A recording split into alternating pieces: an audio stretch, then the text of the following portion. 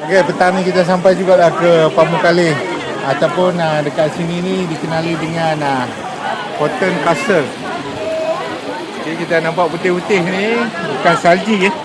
Ni kalau bahasa mudah dia batu kapok lah. Batu kapok, mendapat batu kapok. Kalau di gua dia jadi stalactite. Kat sini dia jadi macam ni lah. Kalau nampak dari jauh ni macam cotton lah. Ni kalau zaman Rom dulu lah, kerajaan Rom dulu dia guna ni tempat untuk mandi air panas lah. So kalau kita tengok belah sana, nampak cantik tak? Putih.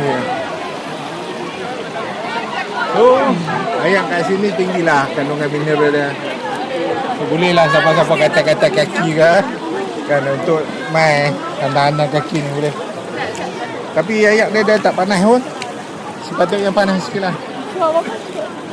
Okey, siapa nak main? Boleh main sampai tengok pemandangan. Musim sekarang ni musim spring. Snow cap masih ada atas bukit sana. Sejuk lah maksud dia tu. Okey. Temperature yang kat sini antara 33 sampai 35 darjah Celsius lah. Okay, kita boleh tengok lah barisan kolam-kolam air yang terbentuk daripada batu kapuk yang mengeras tu lah. Dia ni juga adalah UNESCO World Heritage Site juga. Dijaga dengan baiklah oleh pihak kerajaan di Turki. Habis dah jalan. So lepas dah penat jalan, tak penat pun yang dekat lah. Sebelum balik kita rendam kaki dulu lah dekat sini. Kat sini boleh rendam kaki.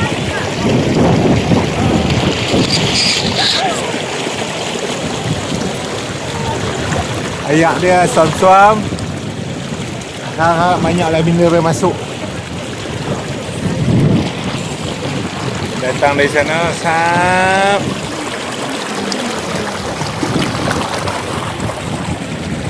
Tepi lah sampai sana. Pusing ke? Right.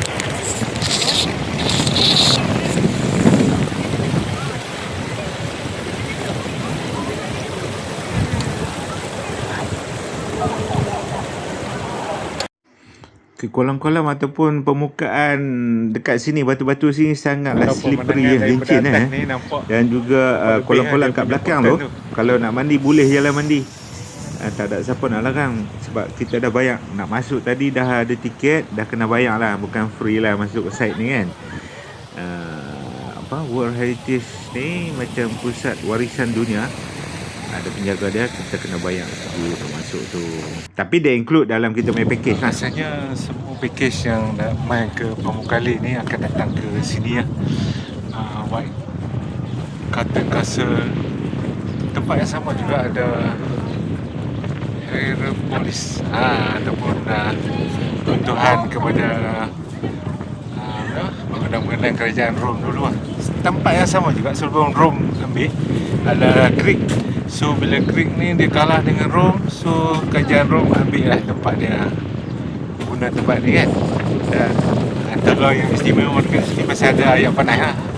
Kan dia pun ni orang Rom ni dia suka mandi panas kan. So sini adalah sumber mineral dari air panas ni.